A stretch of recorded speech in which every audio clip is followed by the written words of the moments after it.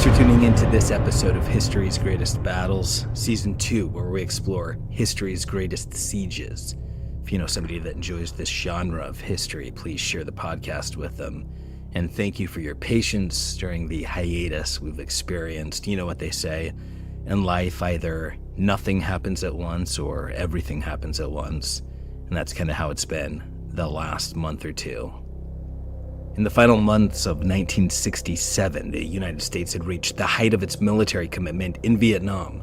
Over 500,000 American troops were deployed across the South, supported by the full might of the world's most advanced air power and a growing South Vietnamese army. The conflict, once framed as a limited engagement, had evolved into a full-scale war of attrition against a determined and ideologically hardened enemy. North Vietnam's leadership, operating under the strategic direction of its Politburo, was preparing something unprecedented. For nearly 3 years, the People's Army of Vietnam and its southern insurgent arm, the Viet Cong, had absorbed American pressure, learned the terrain, and adapted. By early 1968, General Giap authorized a plan not only to confront the United States directly, but to attempt to collapse its entire war strategy in a coordinated assault. The effort was designed to attack physically, psychologically, and politically all at once. One position in particular became the focal point of this confrontation. Remote, isolated, and surrounded, it became a test not just of military endurance, but of national will. The battle that unfolded there revealed the gap between battlefield victory and political consequence. It exposed the American military's over-reliance on firepower, the deep misalignment between tactical success and strategic coherence, and the growing disconnect between what was happening in the field and what was understood in Washington. The implications were immediate and they were lasting. In the months that followed, the American public's confidence in the war collapsed. Political leadership shifted. Military doctrine began to turn toward mobility over fixed defense. But more importantly, it marked the point at which the United States began to move, not toward victory, but toward withdrawal. What happened there reshaped American foreign policy. It redefined the limits of military power, and it continues to influence how the United States engages with the world today. Let's now experience the Siege of Khe Sanh. Welcome to History's Greatest Battles, Season 2, Episode 40, The Siege of Khe Sanh, from the 21st of January to the 5th of April, 1968. American and South Vietnamese forces, roughly 6,000 US Marines and ARVN Rangers. North Vietnamese forces, estimated between 32 and 40,000 soldiers.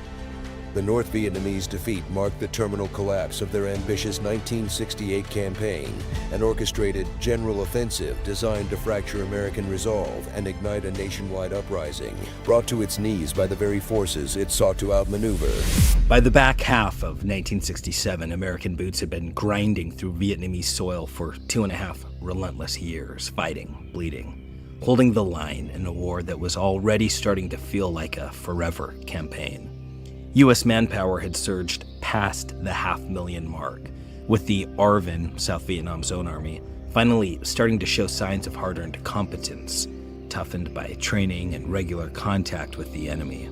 American jets were hammering targets in the north with precision, even as political strategists back home pushed the hearts and minds doctrine, hoping that napalm and democracy might somehow share the same stage.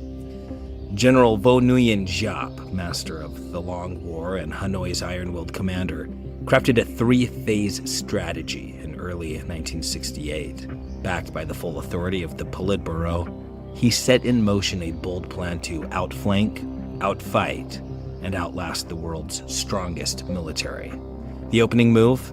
Pinprick assaults across the outer rim of South Vietnam, just enough to force American commanders to shift their strength away from the cities, diluting their power right when it would matter most.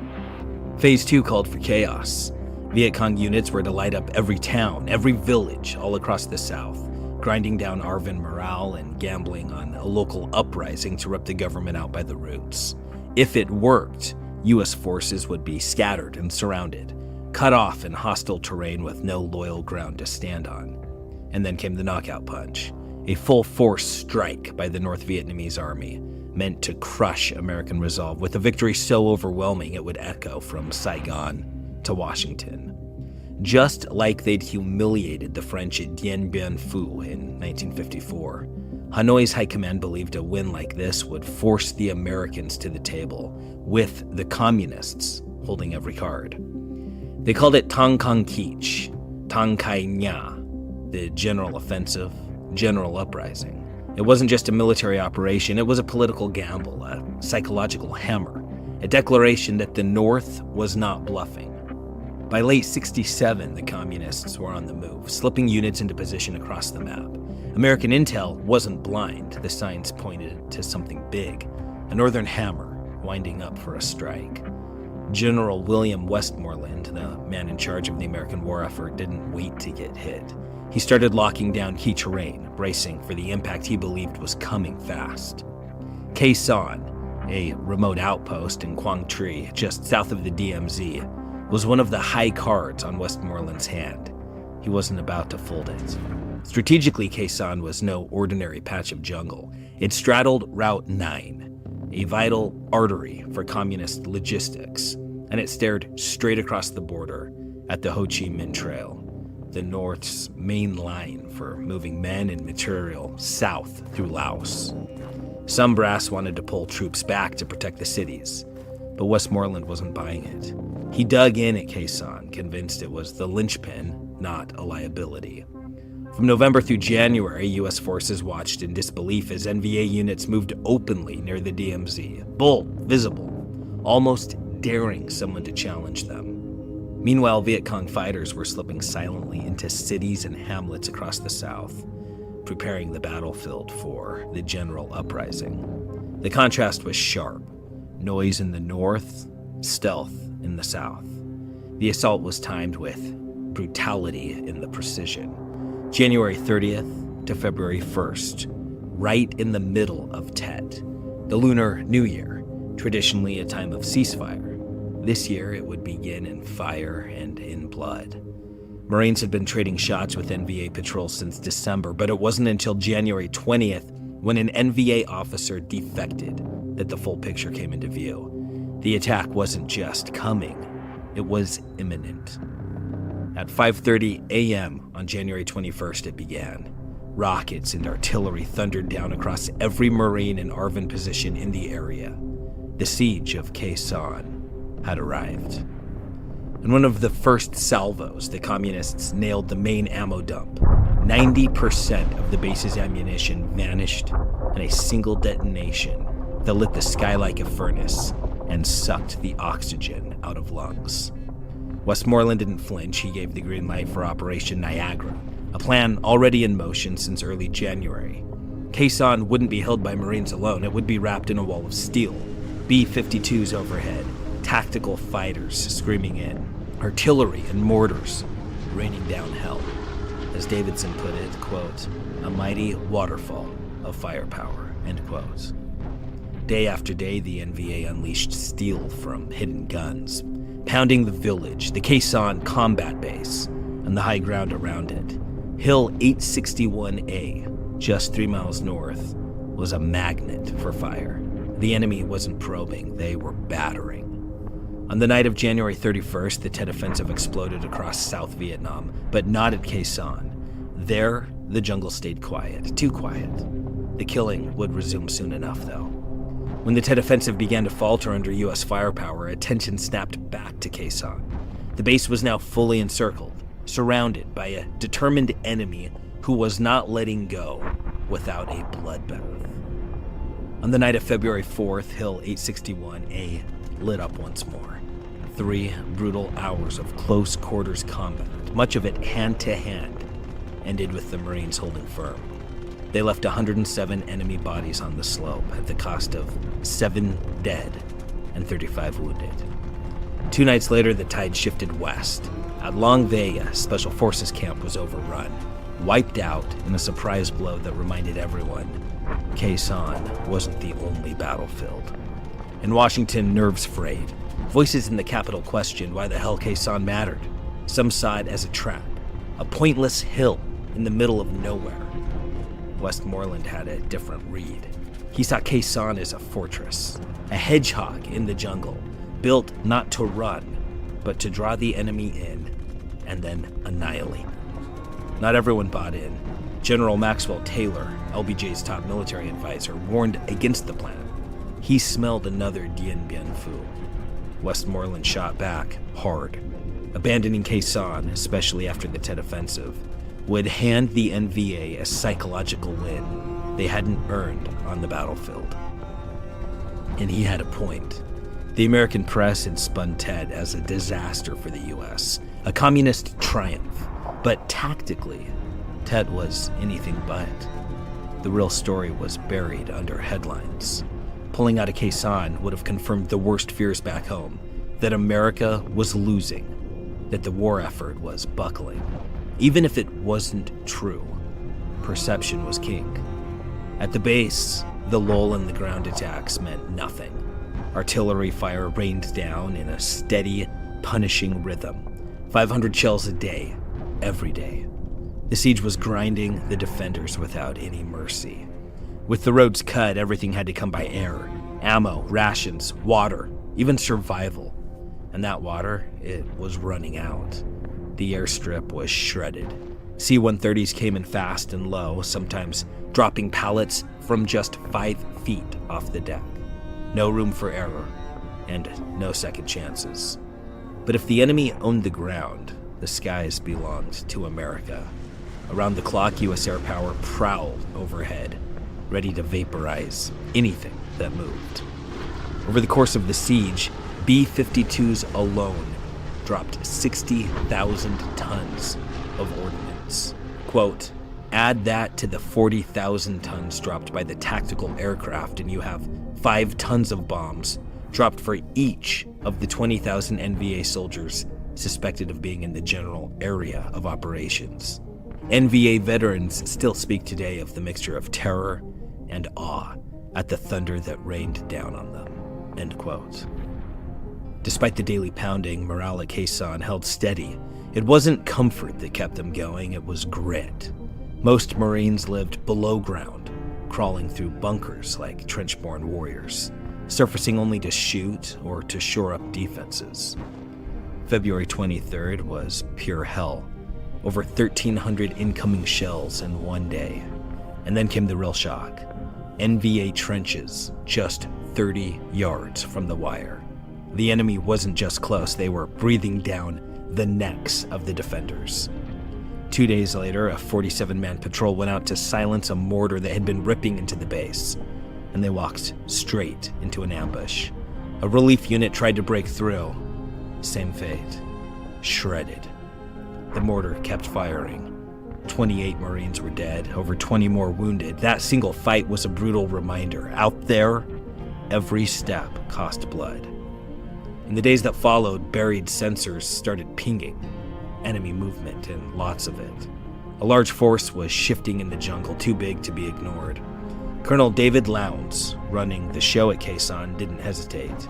He called in a B-52 strike just 1,000 yards out. Close. Very close. When the smoke cleared, recon confirmed it. 2 full NVA battalions obliterated.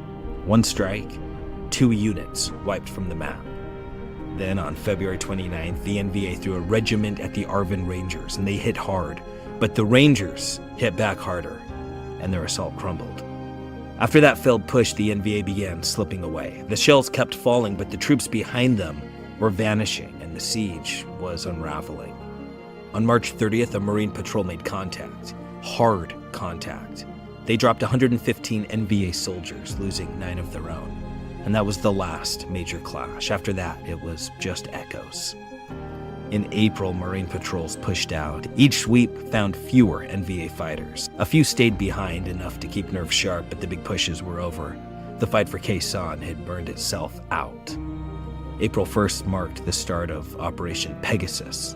The 1st Cavalry moved in overland, grinding through jungle and enemy positions to relieve the base. By April 5th, they were there. On the 18th, Lowndes and his Marines lifted out. Mission complete. Since the guns went silent, Khe Sanh had sparked debate. Some claimed the communists were trying to stage another Dien Bien Phu, a grand replay of their 1954 victory over the French, which we covered in Season 1. But that theory doesn't hold water. If Giap wanted a repeat, he would have brought more men, more artillery. At Khe Sanh, firepower was one-sided, and it wasn't in the NVA's favor. General Giap later downplayed it, calling Khe Sanh a diversion to support Tet, just a distraction. But that explanation falls short. You don't commit elite units and thousands of troops to a sideshow, not unless you're betting big. Some scholars argue that both Tet and Khe Sanh were crafted to break American morale. Maybe. But there's nothing in the original documents to back that up. If it was the goal, it wasn't on paper. Still, that's exactly what happened. The American public cracked. For the communists, it was a lucky bonus at the end of a costly, near-disastrous operation. Davidson writes, quote, Walter Cronkite, in his lugubrious analysis on the 27th of February 1968, the one President Johnson said cost him Middle America, forecast that Khe Sanh could well fall, with terrible loss in American lives, prestige, and morale. The truth was that Khe Sanh was never in danger of falling, nor did any officer in authority, from Marine Colonel David E. Lowndes, the Khe Sanh commander, to Westmoreland, ever hold any such thoughts, end quote. And they were right. In many ways, Khe Sanh was the war in microcosm, hard fought, technically victorious, and then abandoned. That summer, General Creighton Abrams replaced Westmoreland and called it. The war had changed. No more static defenses. The NVA had melted away. The base was no longer worth the boots it took to hold it. And just like that, a hard-earned American win vanished into the jungle mist, swallowed by a new strategy, forgotten by a public that never understood it was a victory to begin with. And so, in the end, a victory carved in blood and held by sheer force of will was lost, not in battle, but erased in silence, traded away in a boardroom, buried by shifting doctrine and abandoned by a nation too exhausted to recognize what its warriors had won. Khe Sanh didn't fall. We let it disappear.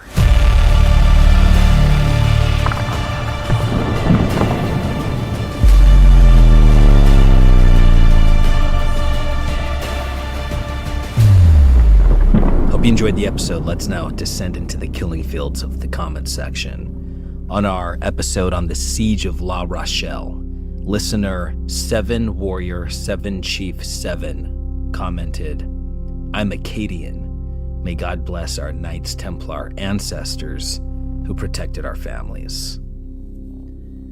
My friend, for listeners who might not know, to be Acadian is to come from a lineage shaped by hardship, resilience, and with a fierce cultural pride. The Acadians were French settlers who built their lives in the frontiers of what we now call Nova Scotia, New Brunswick, and parts of Maine in the U.S. They survived not just the brutal elements of the weather, but centuries of imperial tug-of-war.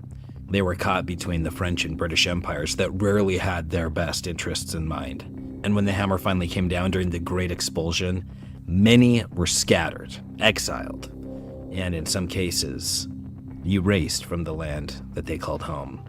Yet they held on to their language, to their customs, and to their stories. That kind of cultural survival against all odds is no small thing. Now, as for the Knights Templar, look, I get it. There's something magnetic about the idea that these armed warrior monks were out there, sword in hand, watching over our ancestors from the shadows. Do I think they were directly guarding Acadian families? I mean, in the strictest historical sense, probably not, but as a symbol of protection, sacrifice, and enduring loyalty, that spirit absolutely fits. And sometimes symbols are more powerful than facts, especially when you're talking about the legacy of a people who've had to defend their identity for centuries. So yes, bless them. Bless whoever stood in the gap when things got dark, whether or not they wore chainmail. Thanks for listening. See you guys tomorrow.